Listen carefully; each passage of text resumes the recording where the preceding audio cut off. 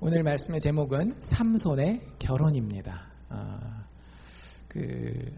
사랑 이야기입니다. 오늘은 사랑 이야기. 여러분들 사랑을 좀 해보셨는지 모르겠는데 사랑에 대해서 오늘 한번 생각을 해보려고 하고요. 말씀드린 것처럼 이건 이제 삼손의 이야기의 일부예요. 우리가 지난주에 시작했고요. 요번 주, 다음 주, 그 다음 주까지 해서 삼손 이야기의 이제 중간에 오게 되는데, 삼손에 대해서 잠깐 지난주에 저희가 살펴본 걸 복습을 하면, 삼손은 그 시작이 굉장히 특별한 사람이었죠. 그렇죠? 그래서 태어날 때부터 그 집안 자체가 어땠어요? 아주 경건한 가문이었습니다. 어머니와 아버지가 기도하고 하나님을 바라고 하나님을 두려워할 줄 알고 하나님에게 물어볼 줄 아는 그런 경건한 부모에게서 아주 좋은, 그러면 가정도 화목하겠죠. 그렇죠? 그래서 부모님이 참 화목하고 그런 신앙적으로도 좋은 그런 환경 가운데서 태어나게 되고요. 태어나는 그 순간에도 아주 기적적으로 태어나잖아요. 그 어머니가 아이를 낳을 수 없는 상황에서 하나님이 직접 아이를 가질 수 있도록 기적을 베푸셔서 삼손이라고 하는 아이가 태어나고, 그렇게 기적적으로 태어난 것만도 감사한데 태어날 때부터, 어머니 뱃속에 있을 때부터 어때요? 하나님이 내가 너를 찍었다, 내가 너를 택해서 이스라엘 가운데 큰 구원을 베풀리라 라고 하나님이 삼손을 엄마 뱃속에서부터 아주 크게 부르고 계시는 것을 볼 수 있습니다. 그리고 이제 지난번에 저희가 마지막으로 봤던 장면이 13장 25절이었는데 거기에 보면 소라와 에스다올 사이 마하네단에서 여호와의 신이 비로소 그에게 감동하시느니라 해서 삼손이 사사가 되는 나이가 굉장히 어렸다라고 말씀드렸죠. 한 18살쯤 됐을 때에 미국식으로 얘기를 하자면 미국의 대통령이 된 거예요. 그리고 하나님이 그냥 두시지 아니하고 그 일을 감당하도록 어떻게 하셨다라고요? 하나님의 영으로, 하나님의 능력으로 부어주셨다라고 하는 겁니다. 그래서 많은 사람들이 삼손에 대해서 이미 알고 있었어요. 삼손 주변에 있는 많은 사람들이 삼손이 어떻게 태어났는지, 하나님이 이 아이에게 어떤 꿈을 주셨는지, 어떤 비전을 주셨는지, 그리고 이제는 18살 된 삼손이 공식적으로 인정받으면서 하나님의 성령이 임하는 장면까지 다른 사람들이 다 보고 기대가 아주 충만한 상태에서 오늘 14장의 이야기가 시작되는 겁니다. 아까 제가 처음 말씀드린 것처럼 오늘 이야기는 사랑 이야기라고 말씀드렸어요. 오늘부터 이제 3주 동안 삼손 이야기를 계속 더 한다라고 말씀드렸는데, 우리가 결론은 알고 있습니다. 하나님의 구원을 위한 통로로서, 사사로서 삼손이 부름 받았지만 결론적으로 삼손은 그 구원을 성공하나요? 실패하나요? 실패한다라고 말씀드렸죠. 삼손은 이렇게 특별하게 시작했음에도 불구하고, 이렇게 많은 특권을 가졌음에도 불구하고 결국에는 실패할 거예요. 그런데 그 실패하게 되는 원인이 14장에 하나, 15장에 하나, 16장에 하나 나옵니다. 그 중에 오늘 우리는 한 가지만 살펴볼 거예요. 삼손이 하나님께로부터 그렇게 많은 축복을 받고 시작했음에도 불구하고, 구원자로서 부름받았음에도 불구하고 실패하게 된 첫 번째 원인은 뭘까요? 눈치가 빠른 분들은 벌써 탁 정답이 나와야 돼요. 뭐예요? 그놈의 사랑 때문이에요. 여러분들, 사랑이 참 좋은 건가요? 나쁜 건가요? 사랑은 좋은 거예요. 사랑 자체가 이건 절대 하면 안 되는, 우리가 살인하면 안 된다, 도적질하면 안 된다 이런 것처럼 사랑을 하면 안 된다는 아니에요. 근데 여러분들, 오늘 14장을 한번 저희가 자세히 살펴볼 텐데, 삼손이 망한 이유, 삼손이 실패한 이유는 분명히 사랑 때문입니다. 조심해야 되겠죠? 여러분들 사랑할 때. 여러분들의 사랑에 있어서 진짜 조심해야 돼요. 어거스틴이라고 하는 유명한 신학자가 있거든요. 그분이 그런 이야기를 해요. 우리가 인생을 살아가면서 많은 불만을 느끼고 또 혼란 가운데 빠지고 결국에는 불행해지는 이유가 무엇인지 아느냐? 그것은 바로 무질서한 사랑 때문이다. 영어로 disordered love라는 표현을 쓰거든요.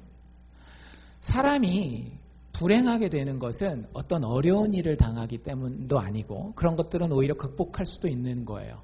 아니면은 뭐 내가 능력이 부족해서도 아니고 이분이 굉장히 깊게 생각하는 분이었거든요. 이 어거스틴이라고 하는 분이 자기 스스로의 인생을 젊었을 때라든지 다 살펴보고 또 목회자였어요. 자기 주변에 있는 많은 성도들의 삶을 계속해서 깊이 관찰해보고 생각해봤을 때에 결론이 뭐였는가 하면 사람들이 불만을 가지고 혼란하고 불행해지는 이유는 사랑 때문이라고 하는 거죠. 근데 어떤 사랑? 무질서한 사랑 때문에.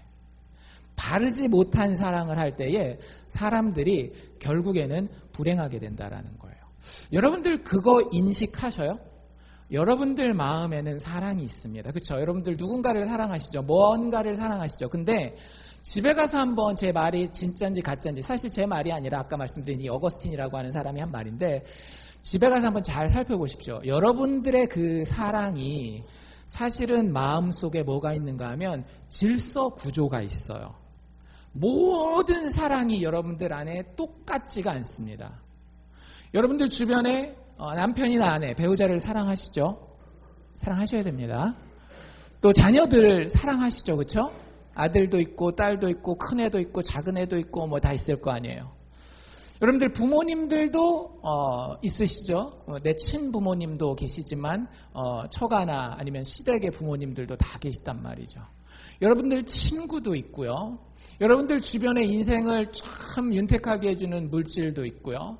여러분들 친구들이 여러분들을 칭찬해주는 명예도 있고요. 여러분들 이 많은 것들을 사실은 사랑합니다. 조금 더 단어를 쉽게 표현한다면 여러분들 그런 사람들을, 그런 것들을 좋아해요. 그런데 집에 가서 잘 따져보십시오. 그러면 여기 마음속에 그 사랑에는 질서, 순위가 있어요. 순위가. 내가 이것도 사랑하고 저것도 사랑하지만 둘 중에 하나를 택해야 될 때는 여러분들 항상 뭘 택할까요? 더 사랑하는 걸 택하게 돼 있어요. 그게 사랑의 질서예요. 근데 대부분의 사람들이 불행하다 혹은 혼란스럽다, 내 안에 불만이 가득하다 할 때는 반드시 어디에 문제가 있는 건가 하면 이 사랑의 질서가 잘못되어 있을 때, 무질서할 때, 어수선할 때에 여러분들이 불행하다라고 느끼는 거예요. 삶이 되게 혼란스럽다라고 느끼는 거예요. 쉽게 얘기하자면 덜 중요한 거를 더 사랑해요. 그러면 그 사람의 인생은 불행합니다. 쉽게 얘기하면 이거예요. 여러분들, 우리 젊은 요즘 청년들이나 청소년들이 노는 게 부족하다라고 얘기하잖아요. 맨날 공부만 해야 되고 스트레스 받고 이런다라고. 그러면 애들이 노는 거를 좋아하는 게 맞는 겁니까? 틀린 겁니까? 애들이 노는 거를 좋아하는 거는 굉장히 건강한 거예요. 애가 맨날 노인네처럼 집에 들어가서 어떻게 하면 내가 미래에 성공할 것인가 이런 거 생각하고 있으면 사실은 건강한 게 아니에요. 애들은 항상 좀 놀려고 하고 노는 걸 좀 좋아하고 노는 거를 사랑하는 게 정상이에요. 그렇죠? 노는 걸 사랑하는 것 자체가 나쁜 거는 아닙니다. 그런데 인생이 어느 시점이 되면 그 아이들이 자기의 인생에 책임을 져야 되는 그런 시점이 와요. 특별히 우리 학생들 같은 경우는 학생들이 노는 거를 좋아할 수 있지만 학생쯤 되면 이제 나이를 18세, 20세 정도를 바라보게 되면 단지 노는 것보다 좀 더 좋아해야 되는, 아주 좋아할 수까지는 없지만 그래도 마음으로 중요하다라고 생각하고 마음을 두고 마음을 품고 사랑해야 되는 것이 있어요. 뭐예요? 자기한테 주어진 학업이죠. 학업. 뭐 1등 하라는 얘기도 아니고 뭐 꼭 좋은 대학 가라는 얘기도 아니에요. 최소한 나에게 주어진 이 책임에 대해서 내가 보람을 느낄 수 있고 그것을 이해할 수 있고 나름대로 최선을 다해서 그것을 사랑하는 것이 필요해요. 근데 문제는 뭐냐면 나이가 18살, 20살 정도 되면 그때는 어떤 사랑이 더 커야 돼요? 노는 것에 대한 사랑이 더 커야 됩니까? 그 자기 학업을 감당하는 것에 대한 사랑이 더 커야 됩니까? 모르세요, 정답을? 자기 학업을 감당하는 것에 대한 사랑이 더 커야 돼요. 근데 여러분들, 학생 애들 중에 18세, 20세, 대학을 가야 된다든지 이런 아이들, 행복한 아이들이 많이 있을까요? 없을까요?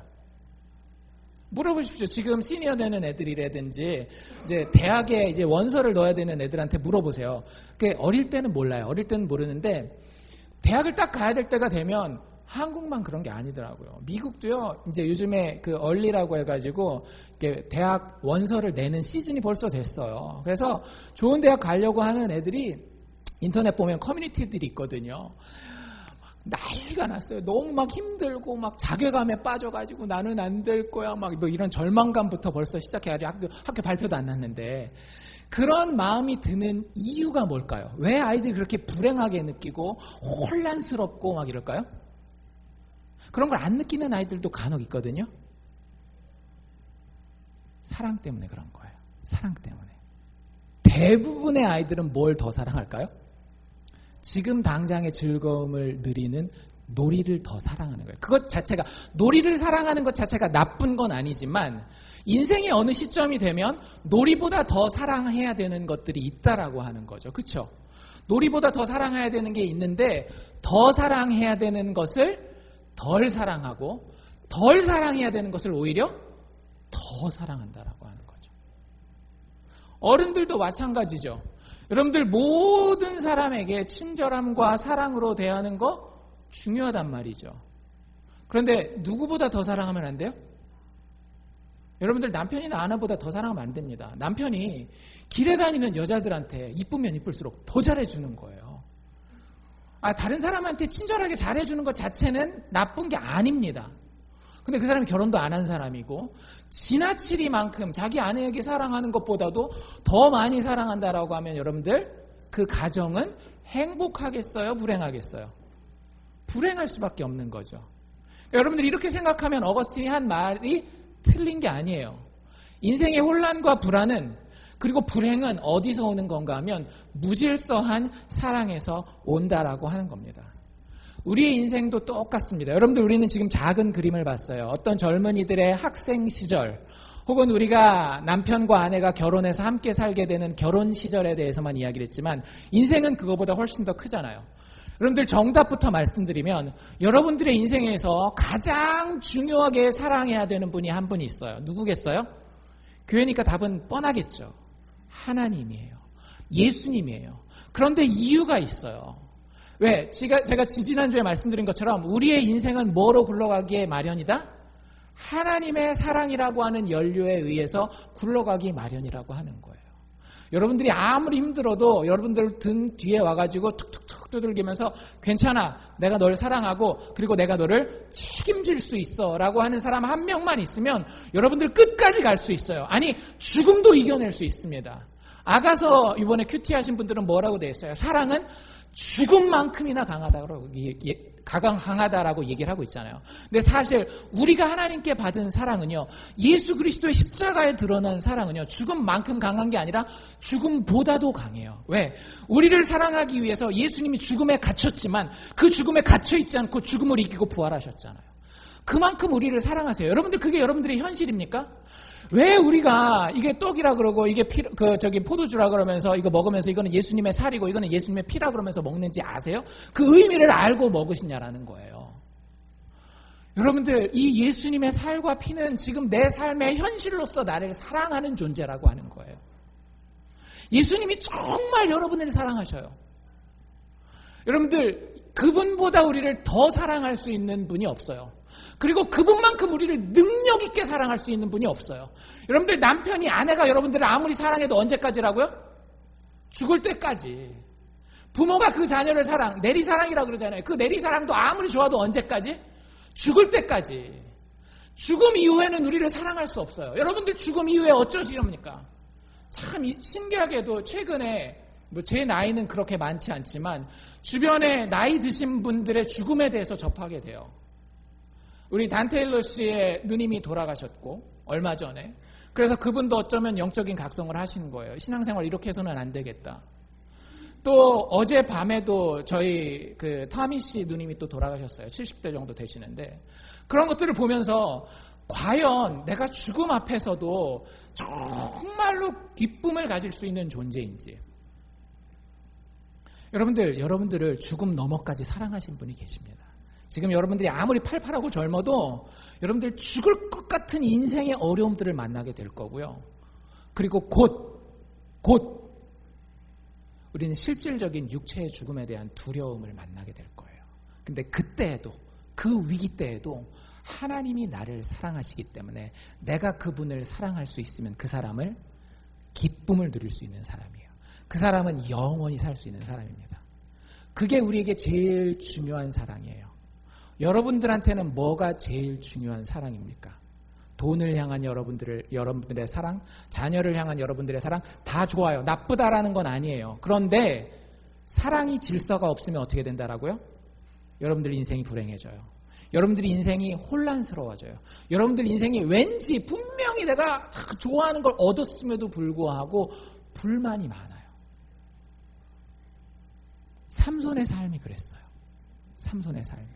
1절 아까 우리 읽은 데 보면 삼손이 딥나라는 데로 내려갔다라 그러잖아요. 이 14장, 15장 이렇게 쭉 걸쳐서 삼손의 이 인생을 보여주는데 저자가 14장, 15장 두 장에 걸쳐서 5번이나 반복하는 말이 있습니다. 삼손의 인생을 뭐라고 묘사하는가 하면 내려갔더라라고 얘기를 해요. 내리막길을 친다라고 하는 거예요. 삼손은 어떻게 보면 모든 걸 다 갖춘 사람 아니었습니까? 가정 배경 좋았겠다. 하나님께서 직접 그에게 능력을 주셨겠다. 뭐 할 수 있는 거는 자기가 하나님께 기도하고 하나님 허락만 하면 다 할 수 있는 사람이었는데 그 인생이 점점 올라가기는커녕 어떻게 됐다라고요? 점점 내려가고요. 물론 지리적으로 봤을 때 그 딥나라는 곳이 삼손이 살던 소라보다는 지리적으로 낮은 곳에 있었어요. 그래서 내려간다라고 얘기를 하지만 참 신기하게도 그 내려간다라는 표현을 쓸 때마다 삼손은 곤경에 처하게 됩니다. 여러분들 우리도 우리 삶을 한번 살펴보실 수 있기를 바라요. 나의 인생은 과연 하나님 앞에서 독수리의 날개치며 올라감이 있는지 아니면 왠지 모르게 불만 가운데에 만족함이 없이 불행함을 느끼고 혼란스럽고 하면서 내려가고 있지는 않은지. 많은 인생은요, 육체가 약해지고 점점 내가 죽음에 가까워 갈수록 내리막길을 걸어가게 돼요. 삼손의 인생이 꼭 그랬다라고 하는 거죠. 삼손이 딥나에 왜 내려갔느냐? 왜 내려갔는지는 잘 모르겠어요. 근데 내려가서 경험한 일을 1절에 이렇게 이야기를 하고 있죠. 블레셋 사람들의 딸 중에 한 여자를 만났다. 이렇게 갑니다. 여러분들 삼손, 그 힘센 삼손에게 최고의 약점이 뭐였을까요? 여자였습니다. 나중에 맨 마지막 망하는 장면도 여자와 관련된 거예요. 그런데 이 여자를 보고 쉽게 얘기하자면 한눈에 뻑 갔어요. 집에 돌아옵니다. 2절에 뭐라 그랬어요? 돌아올라와서 자기 부모한테 말해요. 뭐라고 얘기를 하죠? 결혼시켜주세요. 18살짜리 애가 딴 동네 가서 예를 들면 우리 집 이렇게 생각하면 돼요. 리틀락에 살고 있는 이 시골에 살고 있는 아이가 남자아이가 달라스를 놀러 갔다 오더니 그날 딱 엄마한테 아빠한테 선언을 하는 거예요. 엄마 아빠 나 결혼합니다. 여러분들 어떤 마음이겠어요? 황당하죠. 근데 요즘 애들은 똑똑해서 그렇게 안 하죠. 어떻게 해요? 지들끼리 같이 살아요. 아니면 뭐 도망갈 수 있으면 도망을 간다든지 그런데 도망갈 것도 없죠 사실은. 근데 그 당시에는 부모한테 꼭 말을 해야 됐어요. 왜냐하면 결혼이라고 하는 것 자체가 부모와 부모 사이에 약속이 이게 계약이 되지 않으면 그 자녀들은 결혼할 수가 없는 arranged marriage라고 얘기를 하죠. 그 정략 결혼?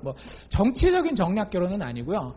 부모와 부모가 이야기를 해야만 결혼을 할 수 있는 그런 결혼 제도가 그 당시의 결혼 풍속이었습니다. 요즘처럼 연애 결혼은요, 여러분들 자동차 생기고 난 이후부터 생긴 거예요. 그 이전에는 모두 다 가문과 가문이 결혼하는 거였습니다. 그래서 어쨌든 그 당시의 문화가 그랬기 때문에 부모님한테 와서 딥나 갔다 오자마자 내가 블레셋 사람 중에 한 여자를 만났습니다. 그런데 이제는 그를 취하여서 내 아내를 삼게 하소서라고 엄마 아빠한테 얘기를 해요. 근데 여러분들 여기 나오는 이 말의 태도가 뒤에 쭉 읽어보시면 아시겠지만 삼손이 굉장히 교만하다라는 걸 알 수 있어요. 여러분들 자녀들 키우실 때 겸손하게 키우시기 바랍니다. 자녀를 여러분들이 폭력적으로 키우실 필요는 없어요. 그런데 알아듣도록 설명하고 품어줄 때는 품어주면서도 부모의 권위를 존중할 줄 아는 아이로 키우는 것은 굉장히 중요해요. 근데 삼손은요 너무 오냐. 자기 부모들뿐만 아니라 주변에 있는 모든 이스라엘 백성들까지 우리의 대표, 우리의 구원자, 우리의 사사, 우리의 대통령 이래가면서 18살짜리 애를 모셨던 것 같아요. 그러니까 부모한테 지금 얘기를 하는데 get her 이렇게 얘기를 해요. 영어 표현으로는. 아버지 데리고 와요. 거의 명령하다시피 얘기를 합니다. 근데 아버지가 뭐라고 대답을 하는가 하면 부모가 삼손한테 뭐라고 얘기를 하는가 하면 야, 너 그 여자랑 결혼하면 안 돼. 이유가 있어요. 이유가 있는데 뭐냐면 너의 형제들의 딸 중에서 혹은 내 백성 중에서 여자가 없어서 너 이 여자랑 결혼하느냐? 이게 무슨 얘기냐면 하나님의 백성은 여러분들 제일 중요한 게 뭐예요? 하나님 백성에게 제일 중요한 건 하나님을 믿는 신앙입니다. 믿음입니다. 그런데 여러분들 결혼은 육체와 육체가 만나는 게 아닙니다. 그걸 꼭 아셔야 돼요. 젊은 친구들은 꼭 기억하실 수 있기를 바라요. 결혼은 육체와 육체가 만나는 게 아니라 마음과 마음이 만나는 거예요. 그런데 그 마음과 마음이 똑같은 것을 사랑하지 않는다라고 한다면 결혼 진짜 힘듭니다. 결혼은 같이 놀아보고 하면 안 돼요. 결혼은 같이 많은 대화를 나눠보고 해야 됩니다. 그리고 그 사람과 시간을 보내보고 그 사람이 어려움을 어떻게 겪는지 그리고 아무도 보지 않는 곳에서 사람들을 어떻게 대하는지를 봐가면서 결혼을 해야 돼요. 왜? 그 사람의 마음이 나랑 통할 수 있어야 되는 거기 때문에. 근데 여러분들 신앙적인 게 너무 다르잖아요. 결혼 생활이 힘들어요. 내가 진짜 크리스찬이라고 한다면. 그래서 그런 의미에서 이 부모가 야 네가 그 여자 겉에 생긴 것만 봐가지고 결혼해가지고는 너도 힘들고 하나님도 힘들고 또 이스라엘 백성들도 너무나 힘들다. 네가 가진 하나님의 비전이 있지 않느냐. 네가 이루어야 될 하나님의 구원이 있지 않느냐. 어찌하여 네가 할례받지 아니한 블레셋 사람에게 가서 아내를 취하려고 하느냐. 여러분들이 부모님에게 이 말을 들었다라고 한번 해보십시오. 여러분들 뭐라고 반응하실래요? 여러분들이 뭐라고 반응하든지 간에 여러분들은 아마 삼손보다는 좀 나을 거예요. 삼손이 진짜 아나무인이에요. 그거에 대해서 이런 반구도 대꾸하지 않고 자기가 원래 처음에 했던 말만 계속해서 얘기를 합니다. 뭐라 그러는가 하면 아버지한테 그 여자를 내가 좋아하오니 나를 위하여 그 여자를 데려오소서. 한국 표현이 점잖게 된 거라는요. Get out and get her. For me. Because she pleases me. Because I like her. 내가 그 여자 좋아하니까 아버지 가서 데려와요. 말하면 듣지. 사실 누가 누구한테 해야 되는 거예요? 부모가 자녀한테 해야 되는 얘기 아닙니까? 근데 삼손이 진짜 아나무인인 거예요. 삼손이 사랑한 것, 남자가 여자를 사랑하는 거 나쁜 겁니까? 나쁜 거 아니에요. 그런데 남자가 여자를 사랑하는 것이 질서 안에 있지 않다라고 한다면 그것은 그 사람의 인생과 그 사람 주변의 많은 인생에 굉장히 부정적인 영향을 미칩니다. 아까 제가 읽어드린 표현에 그 표현이 있었죠. 내가 그 여자를 좋아하오니, 내가 그 여자를 사랑하오니. 사랑은 해요. 그런데 그 사랑이 하나님 위에 있었던 거예요. 하나님이 금지하는 이방 여자라 할지라도 내가 사랑하기 때문에 하겠다라고 하는 거예요. 아무리 이것이 우리 부모의 마음을 아프게 한다 할지라도 내가 사랑하니까 한다라고 하는 거예요. 여러분들 10계명이 제5계명이 뭐죠? 하나님에 대한 계명이 4가지가 나오고 5계명부터 10계명까지 인간에 대한 계명이 나오잖아요. 그 인간에 대한 계명 첫 번째가 뭐예요? 내 부모를 공경하라. 근데 그것도 아랑곳하지 않는 거예요. 삼손은 자기가 여자를 사랑하기 때문에 자기가 사랑하는 여자를 최우선에다가 둬야 됐다라고 하는 겁니다. 결론부터 말씀드리면요, 결국 삼손이 이 여자랑 살까요, 못 살까요? 이 여자랑 못 살아요. 참 신기하죠. 여러분들 바른 사랑이라고 하는 거는 좀 철들어서 인생을 한번 살펴보십시오. 내가 바르지 못한 사랑을 했을 때 장기적으로 어떤 결과가 올 것인지를. 마약을 사랑하는 것 우리에게 일시적인 기쁨을 줘요. 하지만 철든 사람들 마약 해요, 안 해요? 안 하잖아요. 왜? 마약을 사랑하는 사랑이 궁극적으로는 내 삶 가운데에 파괴적인 힘으로 작용할 걸 알기 때문에. 그리고 나서 결국에는 자식 이기는 부모 없다고 삼손의 부모가 삼손과 함께 이 딥나라고 하는 마을로 가게 됩니다. 이제 결혼시키려고 가는 거예요.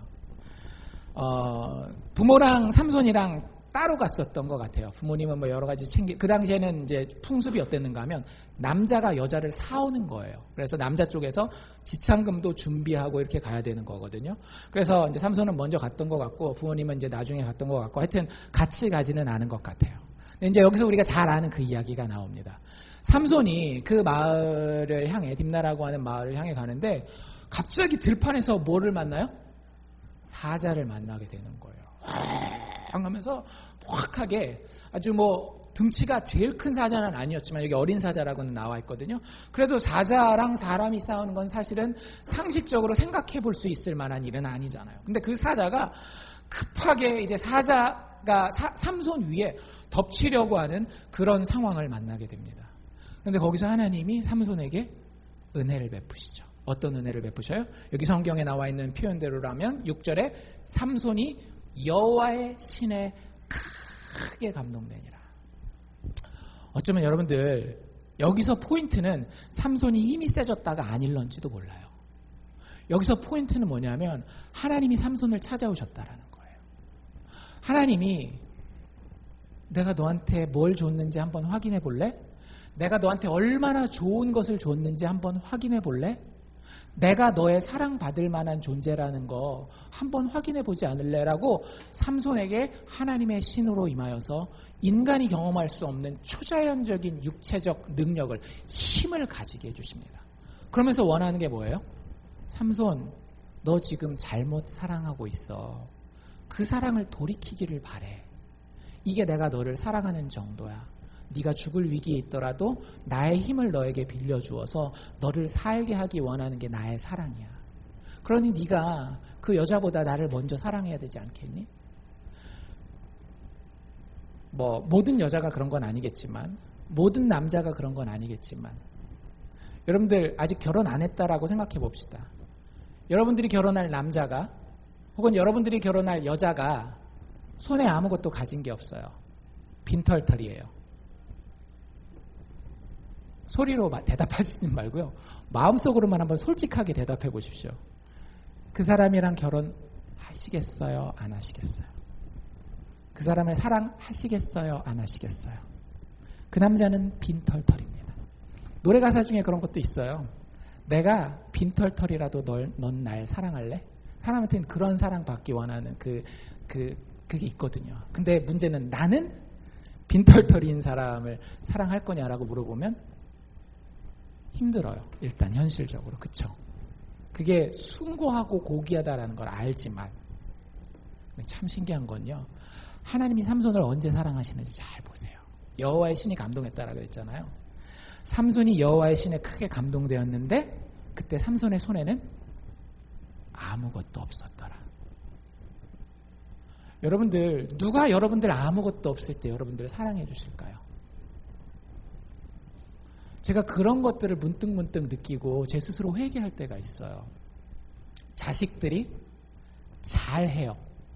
공부를 잘하거나 아니면 대회 나가서 뭔가 이런 거 해올 때 부모님들은 그 뿌듯함을 아시죠?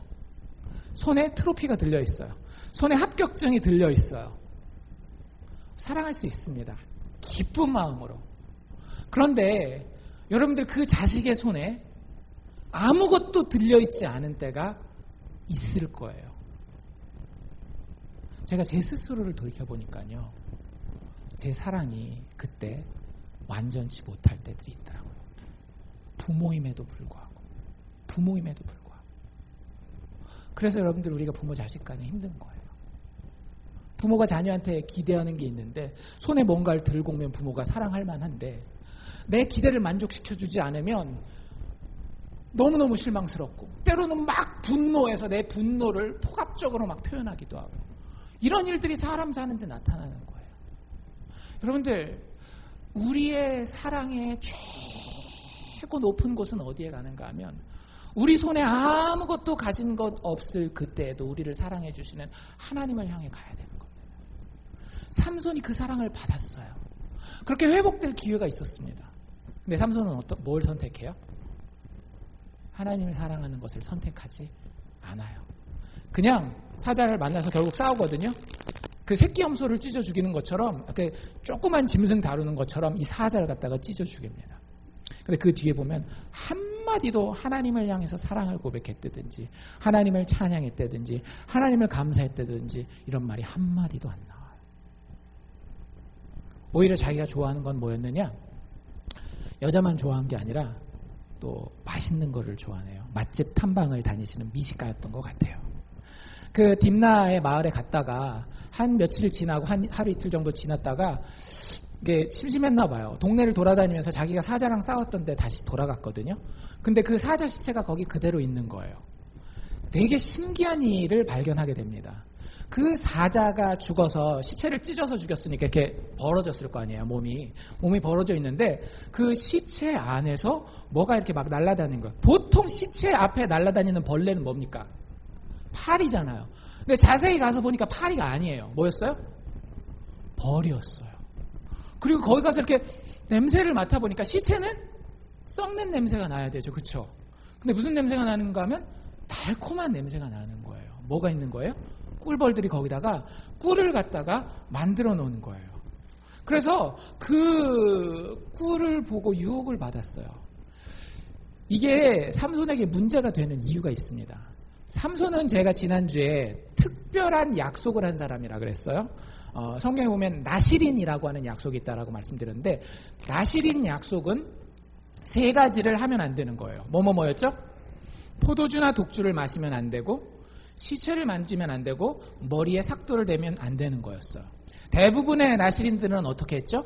시간을 시작하는, 나시린 시작하는 시점을 정하고 나시린이 끝나는 시점을 정했잖아요. 근데 삼손은 나시린 중에서도 굉장히 특별한 나시린이었죠. 언제부터 언제까지?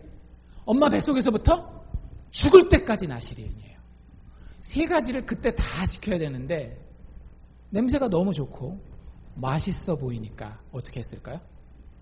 죽은 시체를 만지면 안 되는데 죽은 사자의 시체를 만지고 거기서 꿀을 먹습니다.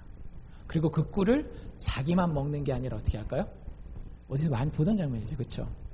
자기 부모님한테까지 데려다 주죠. 아무 말도 안 하고. 이거 시체에서 태어난 참, 제가 이거 읽으면서 삼손 정말 욕이 여기까지 막 나왔어요. 정말 잘 생각해 보세요.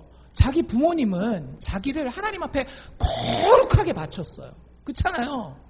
태어나면서부터 죽을 때까지 하나님 앞에서 깨끗하고 정결한 자가 되도록 바쳤는데 자기는 자기 부모를 자기도 모르는 사이에 이렇게 더럽히게 만들어버리는 거예요. 여러분들 이게 잘못된 사랑을 가졌을 때 일어나는 일입니다. 제가 회개할 게 하나 있는데요. 여러분들 자녀가 부모를 사랑해야 되잖아요. 그렇죠? 뭐 물어봅시다. 이것도 대답은 안 하셔도 돼요. 속으로만. 부모님 돈을 훔쳐보신 분. 소리 내서 대답하시면 안 됩니다. 나중에 인간적으로 좀 힘들어질 수가 있어요. 저는 그냥 제가 망가지고 말죠. 그렇죠? 그런 적이 있어요. 예전에 저희 집 안방에는 아버지의 저금통이 있었습니다. 500원짜리, 지금은 500원 아무것도 아니지만 그 500원짜리 동전만 모아놓은, 그래서 이만한 쇠 저금통이었는데 그 저금통에 있는 500원짜리가 가득히 찰 때쯤 되면 이렇게 한 번씩 가요. 이게 저금통이 드라이버로 열 수 있는 저금통이었거든요. 드라이버를 들고 들어가죠. 그러면 이제 그걸 꺼내오는 겁니다.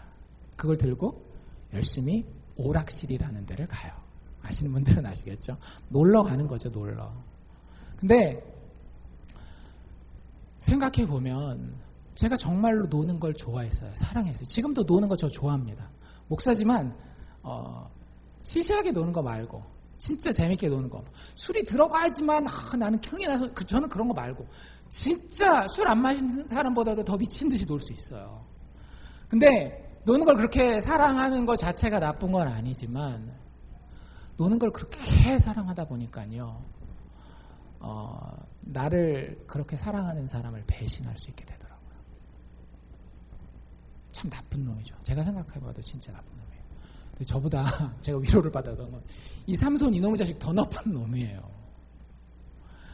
자기를 그렇게 거룩하게 하나님 앞에 바쳤던 그 부모까지도 자기가 그거 먹고 싶다고 나만 죄인 되면 이거 안 되잖아 해서 부모까지 먹이는 이런 진짜 나쁜 모습. 먹을 게 그렇게 좋은가? 여러분들, 우리도 먹을 거에 그렇게까지 빠지시지는 않겠지만 다른 영혼의 양식에 혹시 그렇게 빠지시지 않으십니까? 내 영혼에 맛있는 것들을 공급하는 드라마, 내 영혼에 맛있는 것을 공급하는 그 뒷담화, 내 영혼에 맛있는 것을 공급하는 그 폭발하는 화, 그걸 먹기 위해서 내 주변에 있는 사람들을 속이고 배신하고 그런 일들을 우리가 범하지 않느냐라고. 여러분들, 그거 하면 사실 당장은 마음이 좋습니다. 편해요. 그래서 우린 그걸 사랑해요. 근데 좋아 보입니까? 여러분들이 하나님 앞에서 당당하고 거룩하고 영광스럽게 돼야 되는 그 서약을 여러분들 스스로 깨뜨리는 거고요. 그리고 여러분들의 공동체를 여러분들은 지극히도 크게 실망시키는 겁니다. 삼손은 그 길을 진짜 거침없이 가고 있는 거예요. 이야기는 계속 이어집니다. 아무한테도 이제 자기가 사자 죽였다, 꿀을 거기서 가져왔다 이런 얘기는 안 했어요. 그리고 나서 이제 결혼잔치가 본격적으로 시작돼요. 결혼잔치가 시작되는데 아까도 얘기한 것처럼 그 당시에 그 결혼 비용은 다 누가 되는가 하면 남자가 되는 거예요. 그 아내를 데리고 오는 그 지참금도, 그리고 이 파티, 결혼식 잔치를 하는 것도 남자 쪽에서 다 되거든요. 그 당시에 아마 블레셋이라든지 이런 데에서 행해졌던 전통이 7일 잔치를 하게 돼 있었던 것 같아요. 그래서 7일 동안 잔치를 베풉니다. 그리고 삼손이 굉장히 이 이스라엘 사람들에게뿐 아니라 그냥 보통 보는 사람들에게 굉장히 매력적인 사람이었던 것 같아요. 그러니까 힘을 그 정도 쓸 수 있으면 근육도 괜찮았겠죠. 사람 잘났고, 또 뒤에 보면 굉장히 그 시적인 감각이 있어요. 유머 감각도 있고 나름대로 승부욕도 있고, 그래서 사람들이 봤을 때 아주 매력적인 그런 사람입니다. 장군감이에요, 실제로. 근데 사실은 장군 한 번도 안 해요. 자기의 유행만 막 쫓아다니는데, 어쨌든 그게 마음에 들어서 이 처가 쪽에서 이 삼손한테 특별 게스트를 초청을 해줘요. 그 동네에서 제일 잘 나가는 사람들 있잖아요. 30명을 따로 초대해 줍니다. 그래서 여기 뭐라고 돼 있는가 하면, 무리가 이 처갓집 식구들이 삼손을 보고 너무 기뻐서 30명을 따로 데려다가 동물을 삼아 그와 함께하게 한지라, 친구하도록 그 따로 그 마을에서 제일 잘 나가고 귀한 사람들을 불러다가 친구를 삼게 해줘요. 잔치 7일 동안에. 7일 동안 같이 술 마시고 막 얘기 나누고 게임하고 하면 친해질 거 아니에요. 사실 여기서 많은 신학자들, 많은 성경학자들은 뭐라고 얘기를 하는가 하면 삼손이 두 번째 법을 어겼다라고 얘기를 해요. 두 번째 뭘 보겠어요?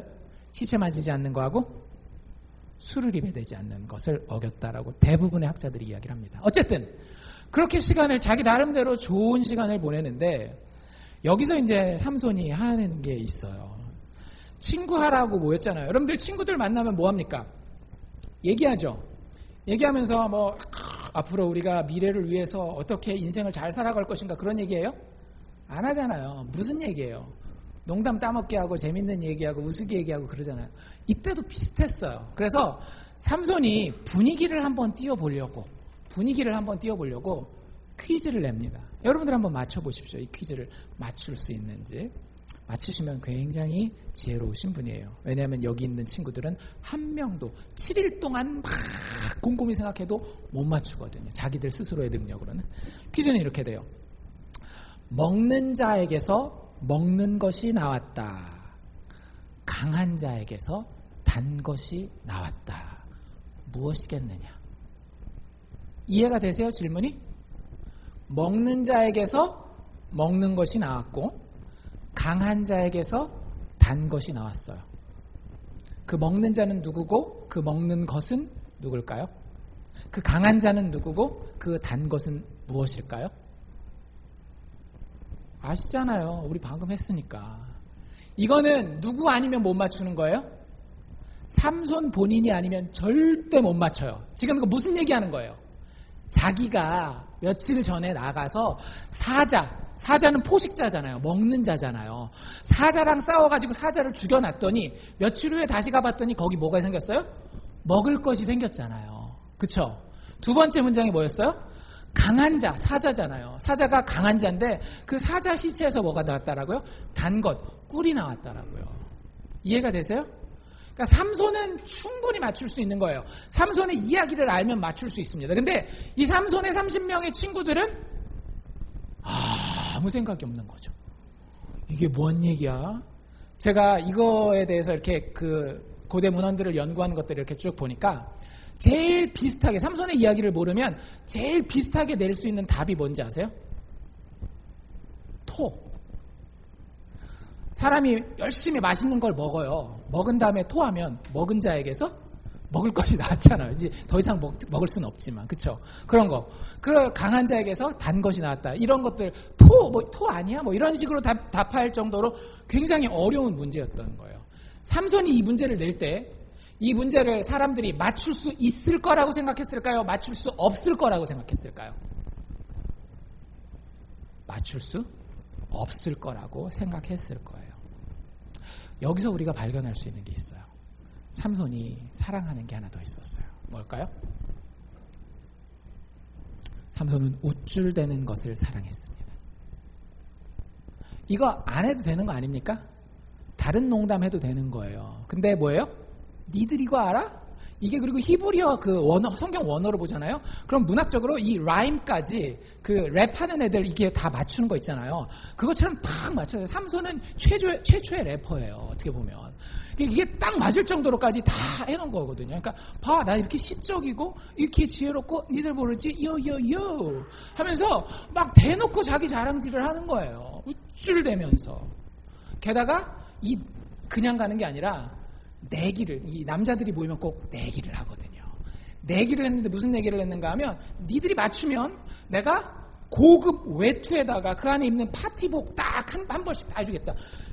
단가로 따진다면 수천 불씩 하는 그런 옷들을 해주는 거예요. 근데 만약 못 맞추면 니들이 나한테 한 벌씩 해줘라. 여러분들 이게 단번에 부자가 되는 방법입니다. 그래서 우쭐대면서 그놈들 기도 죽여놓고 좋은 옷도 입고 막 이런 것들을 굉장히 삼손이 좋아했어요. 계속 보면 알아요. 삼손이 되게 자기 잘난 척을 좋아합니다. 결국 누구를 제일 사랑하는 거예요? 자기를 너무너무 사랑하는 거예요.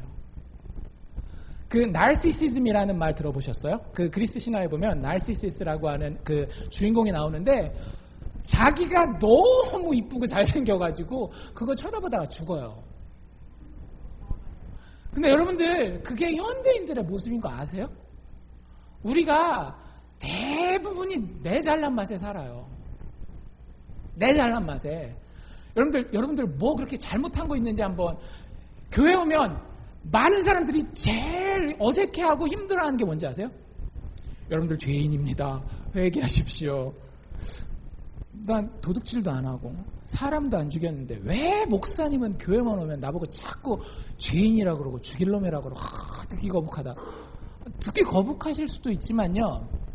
여러분들 진짜로 정말 궁금하신 분들은 저한테 기회를 주세요. 제가 여러분들 집에 한 달만 같이 살 수 있도록 투명인간처럼 있을 테니까 한 달만 여러분들 집에 그리고 여러분들 가는 곳마다 직장마다 따라다닐 수 있도록 좀 해주십시오. 그럼 제가 정확하게 여러분들이 어떤 죄인인지를 여러분들이 별 자랑할 수 없는 존재라고 하는 걸 증명해 드릴 수 있어요. 여러분들이 아무리 좋은 대학을 나왔어도 아무리 좋은 잡을 가지고 있어도 뭐 세상 사람들한테 막 친구들한테 박수 받고 막 이 세상에 이런 의인이 없습니다 하는 사람들이라 할지라도요. 저한테만 맡겨주셔도 한 달이면 충분히 여러분들 자랑할 거 별로 없네요. 뭐 밖에 나가서는 잘하지만 자식한테는 그게 뭡니까? 이런 얘기 충분히 할 수 있더라고요. 근데 많은 사람들은 그걸 몰라요. 인식을 안 해요. 그리고 뭘 좋아해요? 자기가 잘한 것만 기억이 나요. 우쭐대는 거에 그렇게 기분이 좋은 겁니다. 삼손이 그랬던 거예요. 근데 여러분들 제발 다른 거, 먹을 거 좋아하는 거, 여자 좋아하는 거는 그나마 어떻게 감당이 되는데요. 자기를 사랑하는 건 감당이 안 돼요. 꼭 기억하셔야 돼요. 자기를 사랑하는 거는 감당이 안 돼요. 삼손에게 어떤 일이 일어나는지 보십시오. 삼손이 그렇게 얘기를 해놓으니까 이 사람들이 처음에는 농담이니까 농담처럼 받고 지들끼리 물어보고 희희낙낙 거리다가 7일째가 다 됐는데 아무 힌트가 없는 거예요. 이게 하루아침에 내 통장에서 수천 불이 나가게 생긴 거예요. 여러분들 생각해보세요. 수천 불이 갑자기 내 통장에서 나가야 돼. 남의 집에 잔치집에 초대 가서 기념품은 못 받아갈 망정 주머니에서 수천 불 꺼내놓고 가야 되는 상황이니까 기분이 더럽죠. 굉장히 기분 나쁘니까 이 사람들이 어떻게 되는가 하면 3일 정도 지나면서 위기의식을 느끼기 시작합니다. 그리고 몰래 한 사람을 찾아가요. 누구를 찾아갔을까요? 삼손의 아내 될 사람을 찾아갑니다. 삼손의 아내 될 사람을 찾아가요. 뭐라고 얘기했는지 여러분들 잘 들어보십시오. 그들이 삼손의 아내에게 이르되 15절인데요. 너는 너의 남편을 꾀어라. 자기 남편을 잘 구슬려 삶아 먹으라는 거예요. 여러분들 부부관계가 이러면 돼요? 안 돼요? 안 되죠. 벌써 결혼식하고 첫날 밤을 보내기도 전에 벌써 이게 꼬이기 시작하는 거예요. 아내가 남편을 속여야 되는 그런 상황이 오게 되는 겁니다. 너 남편을 꼬여서 그 수수께끼의 답을 우리에게 알리게 하라. 그렇지 않으면 너와 너의 아비의 집을 우리가 다 불살라서 니들 다 죽여버릴 거야. 여러분들 삼손은 자기 자랑하는 것을 굉장히 사랑했습니다. 자기를 굉장히 사랑했어요. 그런데 자기가 자기를 그렇게 사랑한 결과 어떤 일이 벌어져요? 자기의 아내 될 사람, 자기의 처가가 지극히 큰 곤경에 빠지게 됩니다. 자기를 지나치게 사랑하는 사람들의 가장 큰 특징이 뭔지 아세요? 자신의 가족 관계, 친구 관계가 망가지더라도 자기 자랑하는 것을 멈추지 않더라고요. 여러분들, 진짜 여러분들이 올바른 질서 있는 사랑을 회복하기 원한다라고 하면은요, 오늘이라도 믿을 수 있는 사람들한테 가서 좀 물어보세요. 형님, 아우님, 제가 평상시에 자랑질을 많이 합니까? 안 합니까? 진짜 솔직하게 얘기해 줄 수 있는 사람 있으시면 맨날 아부하는 사람 말고 물어보세요. 그 사람이 여러분들에게 아우님 평상시에 좀 자기 자랑이 심해. 그러면요, 여러분들 이미 뭐 하고 있는 거예요? 여러분들에게 가장 사랑스럽고 가장 소중한 사람들을 위기 가운데 빠뜨리고 그 사람들과의 사랑의 관계를 무너뜨리고 있는 겁니다. 많은 사람들이 그걸 발견을 하질 못해요. 내가 자식을 사랑한다라고 막 이야기하는 많은 부모들 보잖아요. 내가 남편을 사랑한다라고 이야기하는 많은 아내들 보잖아요. 내가 아내를 사랑한다라고 하는 많은 남편들 보잖아요. 그 사랑이 저는 이렇게 듣고 있어 보면은 쉽게 알겠는데 당신 사랑하는 거네요. 자식 사랑하는 게 아니라. 당신 사랑하는 거네요. 아내 사랑하는 게 아니라. 당신 사랑하는 거네요. 남편 사랑하는 게 아니라. 근데 많은 자기 자랑하는 사람은요, 제가 보니까 진짜 안타깝게도 죽을 때까지 자기가 자기 사랑하고 그래서 자기 자랑한다라는 걸 모르더라고요. 여러분들, 성경이 우리에게 이렇게 알려줄 때 집에 가서 주변에 물어볼 사람이 없으면 하나님한테 좀 물어보십시오. 하나님, 혹시 내가 나를 너무너무나 사랑해서 내가 우쭐대는 거, 자랑하는 거, 나는 이렇게 괜찮은 사람입니다. 늘 이러고 다니지 않습니까? 이렇게 솔로몬이 아니라 솔로몬도 그렇지만 어쨌든 이 삼손은 잘못된 질서, 무질서한 사랑을 가지고 있어요. 사랑하죠. 굉장히 사랑하죠. 자기도 사랑하고 먹을 것도 사랑하고 여자도 사랑하고 다 사랑하는데 거기에 올바른 질서가 없었던 거예요. 하나님이 세우신 율법과 하나님이 그에게 직접 개인적으로 허락하신 나시는으로서의 약속과 또 하나님이 그를 사랑한다라고 하는 그 사랑의 메시지가 삼손에게서는 한 100번째나 될까요? 거기 가 있는 거예요. 사랑 안 한다라고는 안 하죠. 여러분들도 스스로 한번 물어보십시오. 교회에 나와서 주일날 아침에 예배 드릴 정도면 여러분들 다 하나님 사랑한다라고는 얘기를 하실 거예요. 그런데 여러분의 사랑이 정말로 여러분이 하나님을 사랑한다는 그 사랑이 넘버원 사랑인가? 그리고 나서 여러분들의 삶을 한번 돌이켜보세요.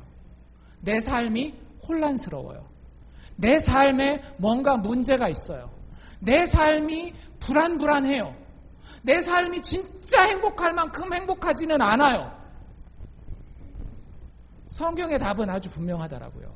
내 사랑이 잘못됐기 때문에 그런 거예요. 내 사랑이 무질서하기 때문에 그런 거예요. 삼손이 이렇게 하면서 불행하기를 바랬을까요? 행복하기를 바랬을까요? 이렇게 하면서 위대하기를 바랬을까요? 짜질러지기를 바랬을까요? 행복하기를 바라고 위대하기를 바랬을 거예요. 근데 그 다음에 어떤 일이 벌어지는지 보십시오. 하나님이 삼손을 사용해서 이스라엘 백성들의 대적을 치기는 하셔요. 블레셋 사람들을 하나님이 물리치시거든요. 근데 여러분들 그 앞에 사사들, 그 앞에 구원자들 기억하시죠? 기드온이라든지 입다라든지 이런 드보라 바락이라든지 이런 사람들이 싸울 때 한 번 싸우면 전쟁에서 그 이기는 그 군인의 숫자가 몇 명씩이에요? 수천 명, 수만 명씩 된단 말이에요. 근데 이렇게 특권을 받고 이렇게 여호와의 신이 직접 임한 이 삼손이 그 사랑의 순서가 잘못되었을 때 블레셋과 싸워서 고작 몇 명 죽일까요? 꼴랑 30명 끝이에요. 그 30명, 30벌 옷 갖다 주려야 되니까. 그러니까 자기가 또 그게 없었어요. 내기는 하면서 내기 때 갚아줄 돈은 없었던 거예요. 그래가지고 잠깐 기다려 그러고 옆 동네 블레셋 마을에 가가지고 그 동네에 있는 사람 30명 쳐 죽이고 그 재산 뺏어와가지고 30개 이렇게 돌립니다. 그러니까 하여튼 그 하는 과정도 하나님 별로 기뻐하실 만한 과정이 아니고, 그리고 그 결과물도 어때요? 겨우 하나님의 백성을 돕는다라고 했지만 블레셋 30명의 사람을 쳐 죽이는 것으로 끝나게 되는 거예요. 삼손의 이 무질서한 사랑은 결국 하나님의 백성들이 받아야 되는 그 구원을 가장 초라하게 만들었어요. 여러분들이 하나님 앞에서 구원자로서 부름받은 부분이 있을 겁니다. 아버지로서, 어머니로서, 남편으로서, 아내로서 여러분들이 부름받은 그 사명의 자리, 구원자의 자리가 있을 거예요. 그런데 만약에 여러분들이 아무리 자식을 사랑한다 그래도, 아무리 배우자를 사랑한다 그래도 그 사랑이 질 수 없는 사랑이라고 한다면 뭔가는 이루겠죠. 한 30명 정도. 근데 하나님이 원래 여러분들의 자녀를 구원하시기를 원했던, 여러분들의 배우자를 구원하시기 원했던 그 영광스러운 결말은 여러분과는 전혀 상관없는 거예요. 삼손 개인적으로는 어떻습니까? 삼손은 하나님으로부터 가장 큰 행복을 받아야 될 사람이에요. 그 조건들을 생각해 본다라고 한다면 가장 영광스럽게 드러나야 되는 사람이라고요. 그런데 그 사랑이 하나님 앞에서 질서가 없을 때에 삼손은 가장 불행한 사람 중에 하나가 됩니다. 이 이야기의 결말이 어떻게 되는가 하면은요, 삼손이 그 30벌 딱 갖다 주고 뿔딱지가 나요. 이놈의 새끼들, 니들이 삼손이 눈치는 또 빠르거든요. 내 아내한테 가가지고 그렇게 긁어대지 않았으면 니네들 다 몰랐을 텐데 부정행위한 건데 약속은 약속이니까 내가 주긴 하지만 씩씩거리면서 막 그 자리에서 화를 뽀락뽀락 내요. 그리고 결혼식 하다 말고 집으로 확 돌아가 버립니다. 부모님이 갔는지 안 갔는지도 모르겠어요. 어쨌든 확 내버리고 가요. 그리고 난 다음에 어떻게 되는가 하면 그 당시엔 체면 문화거든요. 그 처갓집 식구들이 갑자기 얼마나 전문용어로 쪽팔리시겠어요. 결혼한다고 사위 불러놓고 딸 세워놓고 했는데 신랑이 확 떠나버린 거예요. 그러니까 웃픈 그 웃음을 딱 지면서 우리 딸 결혼하긴 해요 하면서 누구한테 결혼시켰는지 아세요? 그 30명 중에 한 명 데려다 자네가 결혼하지? 그래가지고 그렇게 결혼을 시켜버려요. 삼손은 첫날 밤도 못 보내고 자기 아내를 다른 남자한테 뺏겨버리게 됩니다. 그게 15장에 계속 나와요. 15장에. 여러분들 심각하게 생각하십시오. 내 안에 잘못 자리 잡은 사랑은요, 나를 절대 행복하게 만들지 않습니다. 사랑할 때는 양맞았기 때문에 그냥 행복한 것처럼 느끼죠? 절대 아니에요. 사랑할 때 정신 똑바로 차리셔야 됩니다. 그리고 그 사랑에 질서가 있어야 돼요. 여러분들 돈 버는 거 좋아할 수 있어요. 하지만 돈 버는 것이 하나님 사랑하는 것보다도 더 좋아요? 어떤 결과가 나올지는 삼손의 이야기를 통해 보십시오. 제 입으로 이야기하지 않더라도. 삼손에게 가장 중요하고 삼손이 가장 사랑해야 했던 것은 삼손에게 모든 특권을 주신, 삼손이 아무것도 없는 빈손이었을 때 삼손을 사랑해 주신 그 하나님을 사랑하는 것이 제1순위 사랑이었어요. 삼손은 그것을 포기합니다. 여러분들, 우리에게 가장 중요한 사랑은 무엇일까요? 아들 예수 그리스도를 우리를 위해 죽기까지 보내주신 그 하나님을 사랑하는 그 사랑이 우리가 최우선으로 생각해야 되는 사랑이라고 하는 겁니다. 하나님이 아들 예수를 여러분들을 위해서 주셨다니까요. 여러분들이 힘든 거 있어요? 여러분들이 막히는 부분이 있습니까?